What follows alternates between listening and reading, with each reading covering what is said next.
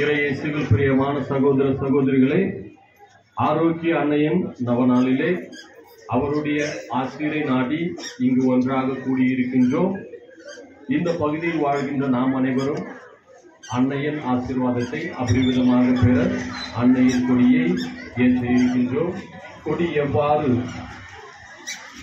வானை நோக்கி உயர பறக்கின்றதோ அதை போல நம் உள்ளங்களிலும் சிந்தனைகளிலும் இருக்கின்ற ஒவ்வொரு தேவைகளையும் அன்னையின் கொடியோடு நாம் மேலே ஏற்றுவோம். அன்னைதானே தந்தையாகிய கடவுளிடமும் அவருடைய மகன் இயேசுவிடமும் நமக்கு பரிந்துரையாக இருக்க ஆவியானவரையும் அனுப்ப வேண்டும் என்று இந்த நேரத்தில் மன்றாடுவோம். எங்கே 2-3 பேர் கடவுளின் பெயரால் கூடியிருக்கின்றார்களோ அங்கே அவர்கள் நடுவிலே நான் இருக்கின்றேன் என்று இயேசு கூறியிருக்கின்றார்.